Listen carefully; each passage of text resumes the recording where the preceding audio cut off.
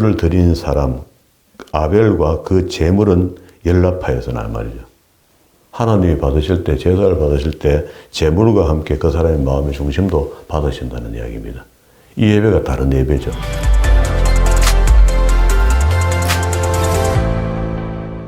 오늘도 하나님께서 저와 여러분에 주시는 말씀은 창세기 4장 1절 이하의 말씀을 통하여 아담의 후손 가인과 아벨을 보라 하신다는 말씀의 제목으로 하나님의 말씀이 선포될 때에 하나님의 목적, 하나님의 계획, 하나님의 뜻이 잘 들려져서 그 말씀에 순종할 때 주시는 참복을 마음껏 누리시는 저와 여러분 되기를 주의 이름으로 축원합니다. 지난 시간에 우리는 창세기 서문을 열면서 우리가 본문을 보기 시작하고 난 뒤에 생겨나는 모든 일들은요, 인류 최초에 이렇게 이루어지는 일들입니다.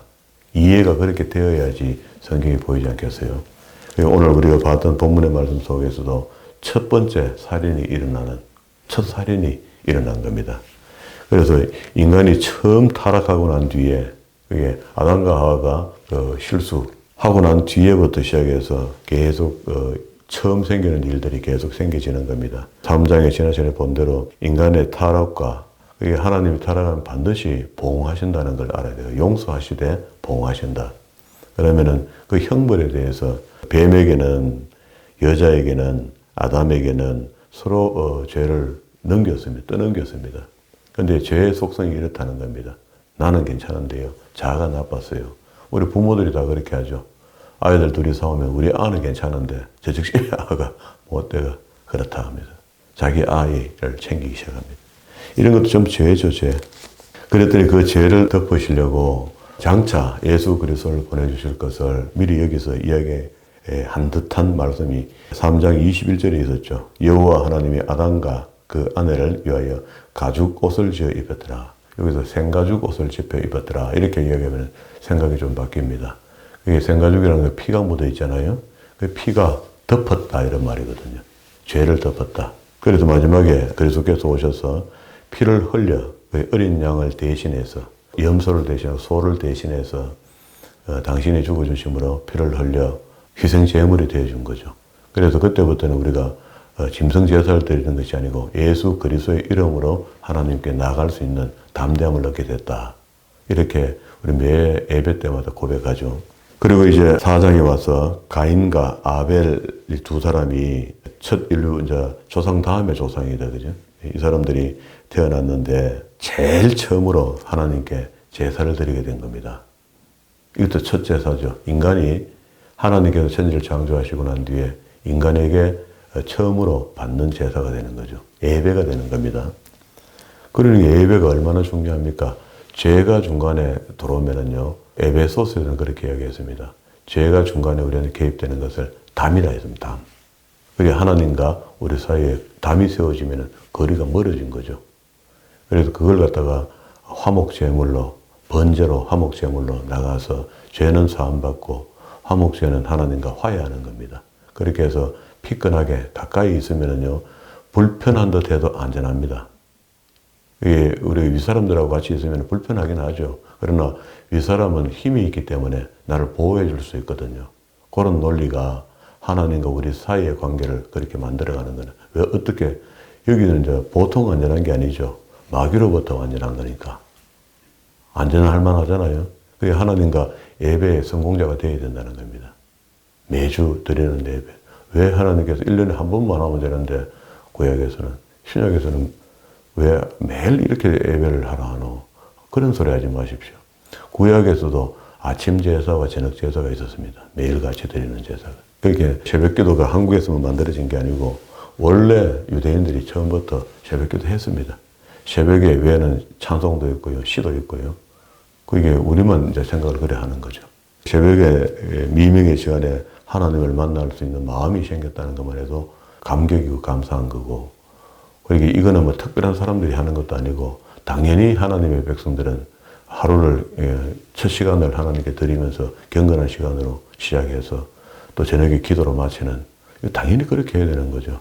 그런데 이걸 갖다가 조금 하면은 보상심리가 작용해서 하나님 내 이만큼 하는데 뭐 안 줍니까? 이런 보상심리가 생길 수 있거든요. 그러면 안 됩니다.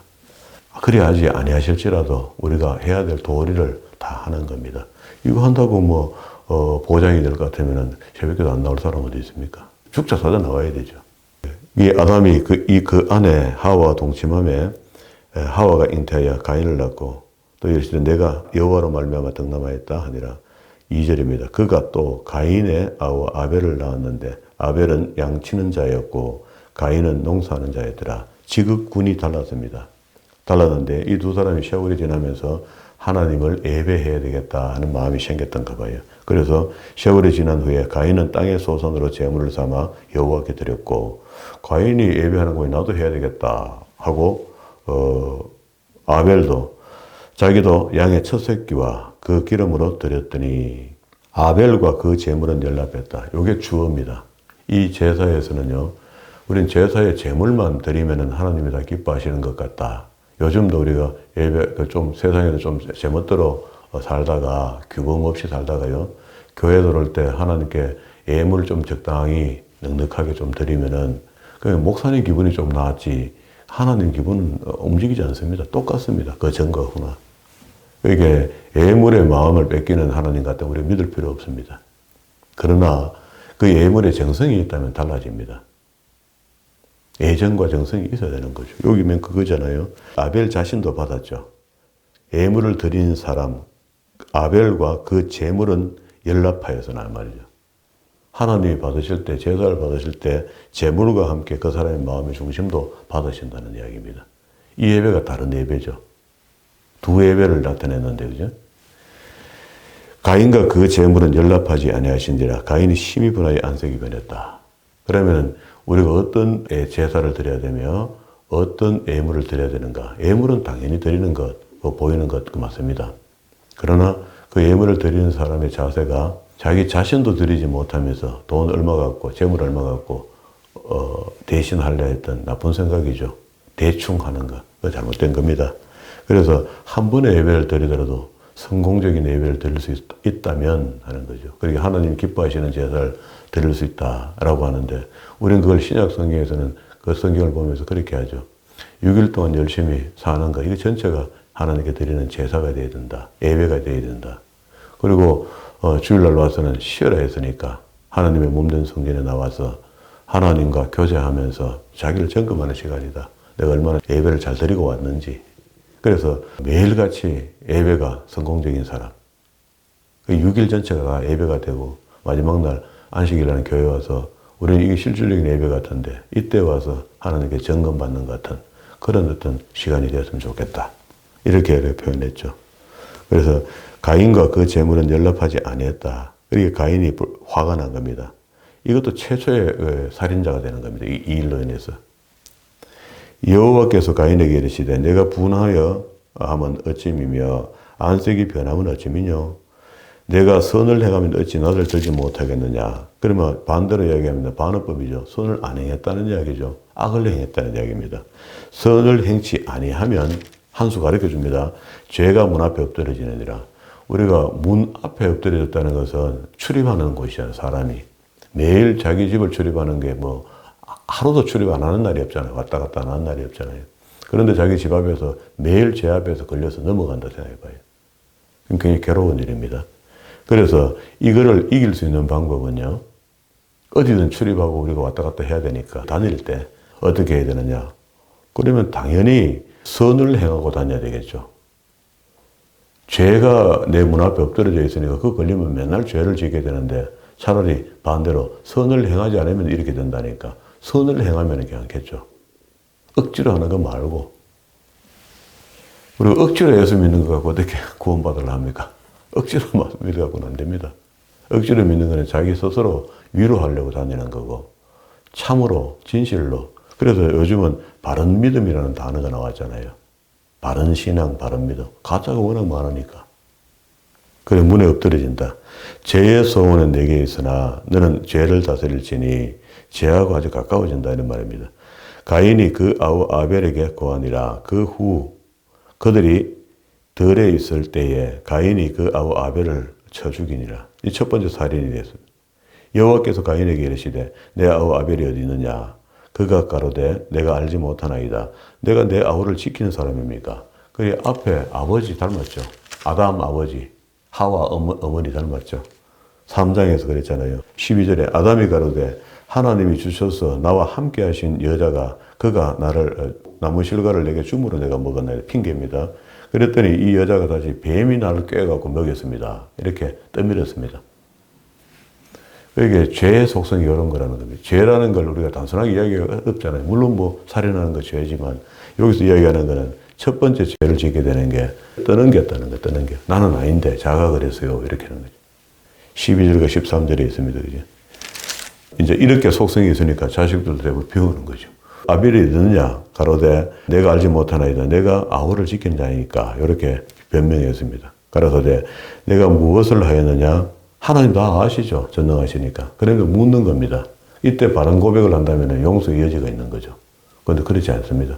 그래서 이제 구약 책이 처음 시작할 때부터 선과 악을 대비시켜 놓은 거거든요. 지금 가인과 아벨을 통해서 선과 그게 하나님께 경건히 예배했던 사람을 하나님 더 기뻐 받으셨다.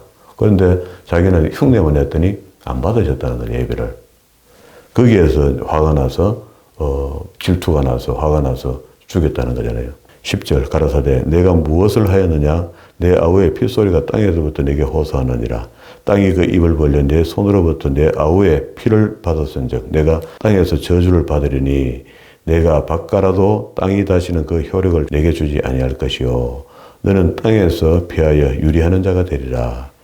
그래서 그 지국군들이 그렇게 다른가 봐요. 농업사회에서도 절대적이잖아요. 땅이 농업사회에서는 땅에서 나오는 소출을 먹고 살아야 되는데 이게 지금 저주를 땅에서 결실을 맺죠. 그게 아무리 농사지도 안 되는 겁니다. 그러면 이 사람은 농사해가 안 된다는 걸 자기가 아니까 그렇죠. 사업하면 절대 안 되는 사람이 사업하기만 하면 그 부도가 나버리고 망해버린단 말이야. 그런 사람이 있거든요.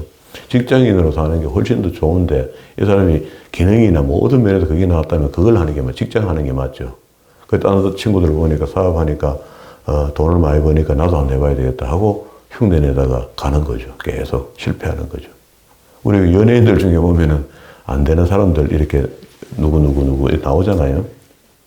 그 이야기만 나오면 아이고 하지 마소요 말기는 사람이 있습니다. 사업하려는 사람들은. 안 되는 게 있다. 내가 밭가라도 땅에 다시는 효력을 내어주지 않을 것이요. 너는 땅에서 피하여 유리하는 자가 되겠다. 유리하는데 뒤에다 하나 더 붙이면 걸식한다. 얻어먹고 살아야 되죠. 자기 땅에서 나오는 게 없으니까 남의 땅에서 나오는 걸 누가 해놓은 걸 얻어먹어야 되잖아요.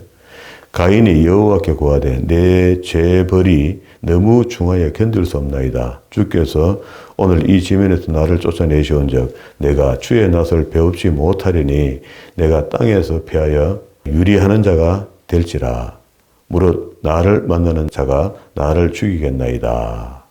나를 만나는 자가 나를 죽이겠나이다. 두려움이 생겼습니다. 그래서 여호와께서 그에게 이르시되 그렇지 않다. 가인을 죽이는 자는 벌이 7배나 받으리라. 그렇게 또다시 살인을 낳게 되는데 가인이 불안에 떨고 있을 때 만약에 너를 죽인다면 그 사람도 역시 또 너처럼 벌 받는다 이 말이죠. 이 저주 받았잖아요. 땅에 소산을 내지 않는 벌을 받았잖아요. 받았는데 만약에 또 너를 죽인다면 그 사람은 이렇게 하면서 뒤에 가면 그 이야기를 또 해요. 나중에 19절에 보면은요, 라멕이 두 아들을 취하였으니 했고, 쭉 내려가면 하나는 유발이고, 아다는 야발을 낳고, 그 아우 이름은 유발이었으니, 야발하고 두발가인. 22절에 신라는 두발가인을 낳았으니, 그는 동철로 각양 날카로운 기계를 만드는 자요. 이 기계를 만든다는데, 처음에 뭐 직조 기계를 만들었겠나, 뭐 배를 만들었겠나, 비행기를 만들었겠나, 그죠? 살인 기계입니다. 덤으로 만든 기계가. 사람의 손으로 지혜가 있어서 만든 게 날카로운 기계를 만드는 자요. 두발 가인의 누이는 나아마였더라. 이렇게 했는데 24절에 보면 가인을 위해서는 벌이 7배가 준비됐고 라멕을 위해서는 라멕의 아들이 두발 가인이잖아요. 그러니까 그 말입니다. 라멕을 위해서는 벌이 77배로 불어납니다. 한 대가 지나갔는데 77배로 하나님께서 벌 주시는 거라. 그렇게 수없이 많은 대가 지금 지나갔잖아요. 우리 시대까지 오려면은. 그러면은 하나님께서 죄를 관과하지 않으시는 분인데 지금은 77배가 아니라 7777777 엄청난 그 하나님 제일 싫어하는 것들을 인간이 지금도 막 마음껏 하고 있잖아요. 그러니까 이 땅이 어떻게 죄가 관연하지 않습니까?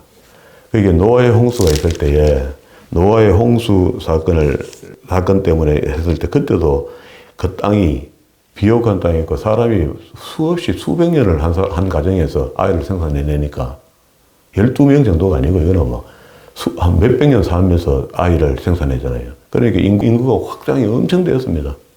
그렇게인데 그 사람들이 전부 다 죄만 짓는 거라. 이거 네피림이 나타나고 하나님의 아들들, 딸들을 마음대로 자기 아내로 삼고 뭐 이렇게 했단 말입니다. 그렇게 하니까 그때 하나님 표현이 이렇습니다. 5절에 6장 5절에 여호와께서 사람의 죄악이 세상에 관연함을 보고 관연함 죄가 가득 찼다는 거예요 지금.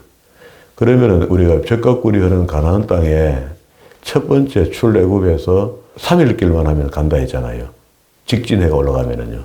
출애굽하고 홍해를 안 건너고요. 마른 땅으로 그 지중해 해변으로 그냥 따라 올라가 버리면 3일만 들어갑니다. 그런 길을 얼마나 돌렸냐면 40년을 돌렸잖아요. 그 훈련이 필요합니다. 근데 이런 것들을 하나님의 마음이라 생각하고 이해를 하게 되면요. 우리 신앙생활이 좀 여유가 생깁니다. 그런데 우리 사람은 안 그렇습니다. 그렇게 어때 쫓기는 느낌을 가지고 있고 보면은 탐닉한 마음이 생기고 질투도 생기고 나는 와 이러나 싶고 이런 것들이 우리한테 스며들었는데 그게 마귀가 주는 마음들이거든요. 하나님은 우리를 평강하기를 원합니다. 근데 늘 조급한 마음이 생기고 여유가 없고 이렇게 되면 이제 탈이 나는 거죠. 그러면 이제 하나님께서 어떻게 합니까? 5절에 다시 한번 봅시다.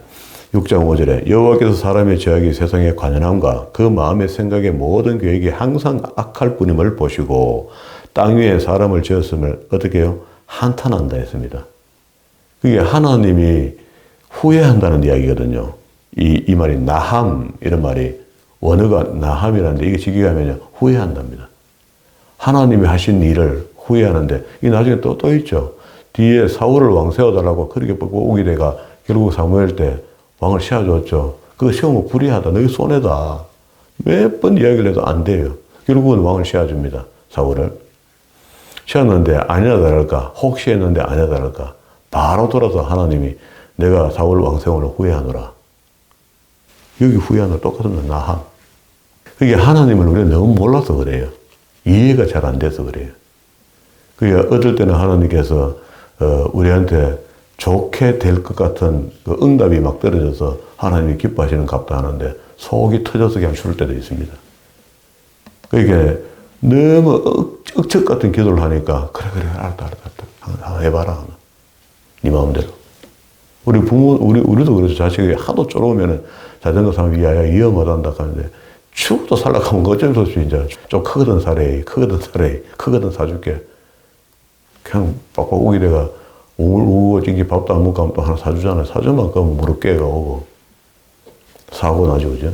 그런 건 염려하는 하나님이 그런 것 같아요. 우리 속에 부모의 마음이 하나님 아버지의 마음과 섞여져 있거든요. 왜 그러면 그분의 형상대로 우리가 지음을 받았으니까. 속 사정도 그렇다는 겁니다. 다시 이제 15절로 갑니다. 4장 15절로 돌아왔습니다. 여호와께서 그에게 이르시되 그렇지 않다. 가인을 죽이는 자는 벌을 7배나 받으리라 하시고 가인에게는 표를 주사 만나는 누구든지 그 죽음을 명쾌했다. 그 죽지 않고 용서하고 살게 만들어 준 겁니다. 그리고 난 뒤에 이제 엘레토로토서 족보가 나왔어요. 16절부터 5장 말미까지가 족보인데요. 자, 족보를 잘 적내면 이 족보 나오는 건 중요하다는 게 왜 중요하냐면은 한 인물을 대두시킨다든가 나타나게 한다든가 한 인물을 죽는 일이 있으면은 이 사람이 어느 가문 누구인지를 알게 하는 겁니다. 그래서 우리가 의심을 지우게 해주는 거거든요. 우리 이 성경을 볼 때 이 족보를 잘 봐야 돼요. 자, 가인이 여호와 앞에서 떠나 나가 에덴 동편 놋 땅에 거하였더니 아내와 동침하니 그가 잉태하여 에녹을 낳은지라. 18절 에녹이 이랏을 낳고 19절 무야엘 그리고 무드셀라 그리고 무드셀라는 라멕을 낳고 라멕에 이제 두 아내를 취하였으니 하나는 아다요 하나는 셀라요. 이렇게 해서 두 사람 속에서 야다는 야벨을 낳고 실라는 두발가인을 낳았다. 이 두발가인이 날카로운 그 기계를 만드는 사람으로 기능을 가졌다. 그죠? 그리고 난 뒤에 내려가면서 가인을 위해서는 벌이 7배일지인데 라멕을 위해서는 77배가 불어났습니다.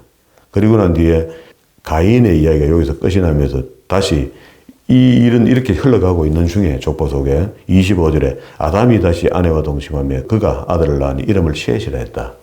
그러면 이제 선의 줄기와 악의 줄기 두 줄기를 끌고 내려가야 된다.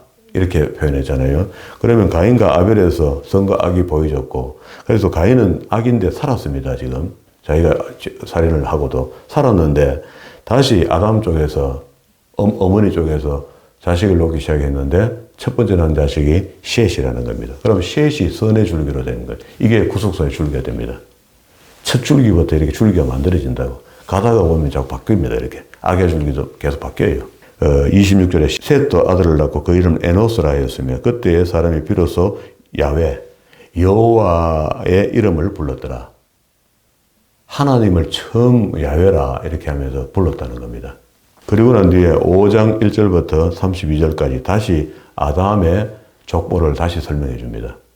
이런 거는 과정에 대한 족보고, 그러면 아담 자손이 계보는 이라니라. 하나님이 사람을 창조하실 때에 하나님의 형상대로 지으시되 남자와 여자를 창조하셨고, 그들이 창조되는 날에 하나님이 그들에게 복을 주시고 그들의 이름을 사람이라 일컬었더라. 아담이 130세에 자기 모양 곧 자기 형상과 같은 아들을 낳아 이름을 셋이라 하였고, 아담이 셋을 낳은 후에 쭉 내려가면서 6절에 셋은 105세에 에노스를 낳고, 9절에 에노스는 게난을 낳고, 12절에 게난은 마할랄레를 낳고, 15절에 그리고 18절에 야렛은 에녹을 낳고, 그러면서 21절에 에녹은 무드셀라를 낳았죠. 무드셀라는 25절입니다. 무드셀라는 187세에 라멕을 낳고, 그러면 28절에 라멕은 182세에 아들을 낳았는데 이름을 노아라 했다.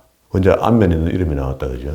30절에 라멕이 노아를 낳은 후에 595년을 지내면서 자녀를 낳았으며 아브라함이 태어날 때 노아가 살아있었습니다. 연도수를 정리해 보면은요.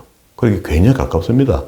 우리가 생각하는 고대 해갖고 막 진화론자들이 이야기하는 수억 년, 이게 머릿속에 돌아가 그렇지. 성경은 굉장히 가깝습니다. 그리고 난 뒤에 노아 이후에 32절에 노아가 500세 된 후에 셈과 함과 야벳을 낳았더라 하고, 우리는 여기서 셈과 함과 야벳의 족보가 어디로 다시 재론되고 있냐면요, 10장 1절에 와서 또 다시 족보가 있어요. 여기 10장 1절에 족보가 있는데, 노아의 아들 셈과 함과 야벳의 후예는 이라니라. 홍수 후에 그들이 아들을 낳았으니 야벳의 아들은 누구 이렇게 하면서 이제 구체적으로 지금 우리가 현세에서 알 수 있는 나라들의 지명이 막 나와요. 이름이 나라가 되니까. 그러면 요 앞에 10장 1절, 그럼 9장 말미부터 앞으로 6장까지 있는 이야기가 6장 9절까지 노아의 이야기가 시작되는 게 9절부터거든요. 그러면 그 앞에 뭐가 있느냐. 6장 1절부터 9장 8절까지 안에 있는 이야기. 요걸로 인해서 노아의 홍수가 일어나거든요. 자, 인류는 이렇게 막 확대돼가 넘어가는데 사람이 많아지면서 제약도 커지기 시작하는 겁니다. 그래서 땅에 악이 관연해서 멸망시켜. 아까 이야기하다 말았는데 가나안 땅도 하나님이 3일 만에 들어가서 그 가나안 땅 사람들 이겨내고 그 땅을 차지하도록 도와줄 수 있는데 그 땅이 아직 악이 관연하지 않았어요. 조금 더 기다려야 되는 거라. 그러니까 조금 더 기다리는 게 40년입니다. 40년 동안에 이스라엘 백성들은 민수교회에서 훈련이 꼭 필요했었고요. 그러면은 하나님이 하신 일이 선하잖아요. 그러니까 40년 동안 훈련 받는 게 정확했고, 그 훈련을 받고 난 뒤에라야 그 땅에 들어가지 도망을 안 가요. 처음에 올라가들 때 12명 정당꾼을 보내서 2명은 거짓말 보고를 했고, 그렇잖아요. 여호수아하고 그 사람 이상한 보고를 했잖아요. 10명의 눈이 맞는 겁니다. 10명이 현실적으로 가보니까 우리는 그 사람들한테 되면은 메뚜기 같다. 우리는 가면 죽는다. 거대 민족들이 있고 뭐 살림은 풍성하고 막 하나님 말씀에 맞기는 맞더라. 비옥한 땅이고 먹을 것도 많고 좋더라. 좋은데 그 땅에 사는 사람은 너무 강하다는 거라. 그래도 가가 붙으면 무조건 진다, 전쟁에. 그런데 여호수아는 뭐라 그럽니까? 우리 밥이다, 밥. 가자는 거라. 그 영적으로 보는 눈과 육적으로 보는 눈이 그렇게 차이 나는 겁니다. 그래서 그 혹시나 했더니 역시나 그래서 정상적인 하나님의 계획대로 40년을 민수교회 훈련을 시키도록 그렇게 하는 겁니다. 오늘날 그 모델이요, 예표가 지금 우리가 교회에서 세상이라는 애굽에서 나와서 홍해를 건너 교회를 들어왔으면요, 교회에서 다시 세상 버릇을 다시 꺼내야 됩니다. 세상식으로 우리가 교회 와서 생각하고 판단하고 뭐 어떻게 하겠다 하면은요, 맞지 않습니다, 이게. 그러니까 세상의 방법을 제쳐놓고 완전히 그게 하나님이 원하시는 방법대로 교회 생활을 배워야 되는 거죠. 성경을 통해서. 하나님도 배우고 예수님도 배우고 성령님이 어떤 분인가 이걸 배우고 난 뒤에 그제서야 내게 주시는 믿음의 분량만큼 교회 생활을 해나가는 겁니다. 그 키워나가야 되는 거죠. 믿음으로 시작했으니까, 예수 그리스도를 믿음으로 구원받아 시작했으니까 이제 내 삶이 하나님 안에 합당한 사람으로, 물론 하나님이 택하여 나를 불렀지만 나를 응하시는 분이 성령님이니까 성령님의 마음에 합당한 대로 내가 움직여줘야 되는 거죠. 그게 성령의 법 속에 들어간 사람입니다. 성령의 법 속에 들어가야만이 성령이 의해 줄 수 있거든요. 성령은 하나님의 법대로 하려는데 우리는 세상 법대로 따라가 버리고, 이게 사르디코스, 육신 쪽으로 따라가 버는 거라. 그럼 육신과 혼과 마귀가 함께 탐닉한 마음을 갖고 사는 거죠. 점잖게 살아도 다 그걸 위해서 하는 겁니다. 우리가 굉장히 인격적인 것 같고 세상 사람들이 점잖은 것 같아도 다 걸로 간다고요. 그런데 우리가 어설프게 믿어도 하나님을 아는 사람들은 그나마 신앙 양심이 있어서 하지 못할 일과 할 일을 어느 정도 구분해내는 거나 이런 차이가 있잖아요. 근데 그게 더 뜨거워지고 더 진해지면은 하나님이 합한 사람이 되는 거죠. 기뻐하는 사람이 되는 거죠. 결국은 이제 6장 1절로 다시 옵니다. 사람이 땅에 번성하기 시작할 때에 그들이 딸들이 나니, 사람들이 많이 생겼단 말이죠. 하나님의 아들들이 사람의 딸들의 아름다움을 보고 자기들의 좋아하는 모든 자로 아내를 삼는지라. 여호와께서 가라사대 나의 신이 영원히 사람과 함께하지 아니하리라. 이 부정한 일들을 자꾸 하고 이래 하니까 이런 말씀하시는 것 같아요. 이는 그들의 육체가 됨이라.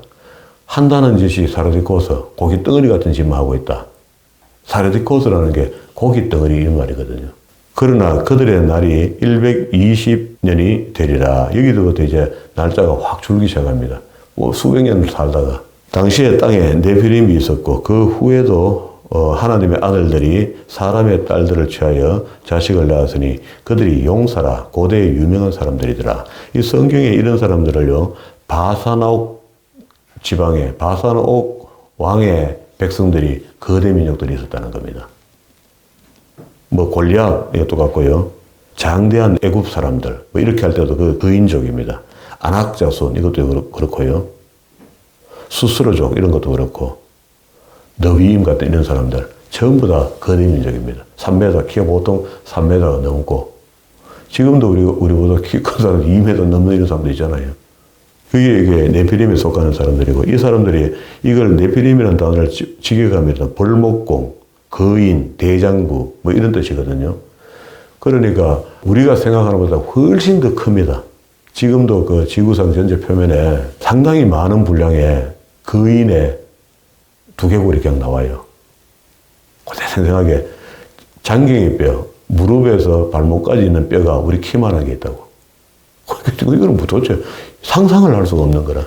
그걸 발견하는데 진화론자들도 말 못하고 있고 고고학자들이 무슨 말을 못하는 거라. 우리 신학에서도 그걸 어떻게 말하기가, 요런 붐이 한 줄 있는 거, 이걸 한 단어 있는 걸 갖고 우리 갖다 붙여 이야기하기가 못하니까 이야기를 안 하는가 봐요. 그러면 하여튼 어쨌든 힘이 너무 세서 사람의, 우리 보통 정상적인 사람이 1m 뭐 70, 80 이래 되는 사람이 감당이 안 되니까 이 사람들이 지배하는 쪽이 되어버렸겠죠. 그럼 죄가 관연했겠죠.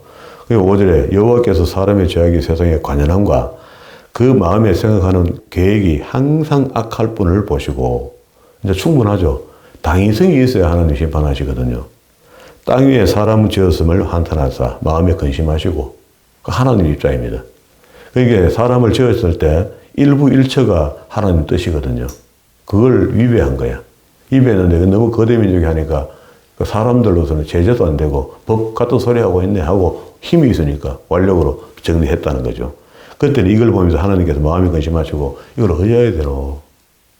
다 할 수는 있지만 결정을 못 하시는 거라. 그러면서 가라사대 내가 창조한 사람을 내가 지면에서 쓸어버리되 사람으로부터 육축 기는 것들 공중의 새까지 아까 천지를 창조하시고 난 뒤에 보시기에 토부 진선미 했잖아요. 좋았더라 했던 그 좋았더라가 지금 하나님이 이런 입장으로 바뀌어 버렸어요. 사람을 통해서. 새까지 그러하리니 이는 내가 그것을 지었음을 한탄함이라. 나함 후회한다 합니다. 그러나 노아는 여호와께 은혜를 입었더라. 그게 노아 한 가정, 그렇게 항상 렘넌트, 남겨온 자가 있습니다. 예루살렘 성이 완전히 바벨론 손에 다 넘어가기 직전까지 남겨온 사람이 하박국 같은 사람 아닙니까? 마지막에 에레미야 같은 사람 아닙니까? 의인이 하나도 없을 때 그런 의인을 통해서 하나님의 말씀을 전하고 싶었고 지금도 이렇게 똑같을 겁니다. 어두워지는 세상 속에 그나마 그래도 교회가 등불을 밝히면서 어둠을 조금 밝혀보려고 애를 쓰고 있는 교회들이 있잖아요. 그래서 하나님께서 그걸 보고 심판을 더디할 수도 있습니다. 한 사람의 의인이 있어도 하는 게 그게 하나님 마음이거든요. 그래서 소돔과 고모라를 아브라함 때에 소돔과 고모라를 멸할 때에 그게 만약에 의인 아브라함과 이야기하기를 그랬잖아요. 40인부터 45인, 40인, 35인, 40 막 내려왔잖아요. 10인까지 내려왔는데 10명만 있어도 내가 심판 안 하겠다. 이 말은 한 명만 있어도 심판 안 하겠다는 이야기입니다. 그러니까 롯이 거기 내려가서 이미 타락한 거죠. 이미 섞여버린 거죠. 소돔과 고모라 내려갔을 때. 비옥한 땅을 찾아가면서. 그러니까 롯의 가정 한 가정을 아브라함이 무슨 말 하는지 하나님이 알아들은 거죠. 중보하는 마음을 알아듣고 그 심판하실 때 아브라함을 생각한지라 롯의 가정을 먼저 밖으로 내보냈다 하거든요. 그러게 남들 어떻게 뭐 한다 이게 문제가 아니고요.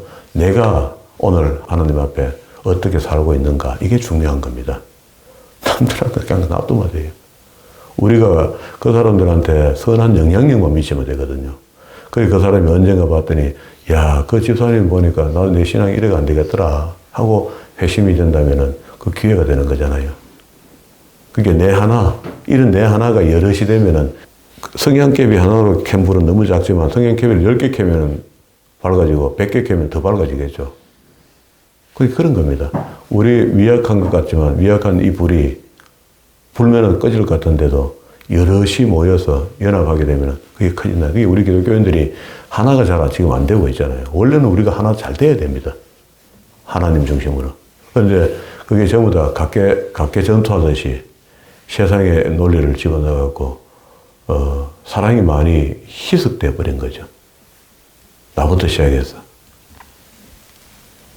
이런 그 사랑들이, 다시 회복이 됐으면 좋겠다. 내 처음 신앙, 처음 주님을 만났을 때, 주님께 날 불러주셨을 때, 하나님 사랑을 느끼고 내 속에서 사랑이 불릴 듯 일어나가 모든 사물이 사랑으로 보이기 시작했던 그때로 회복됐으면 좋겠다.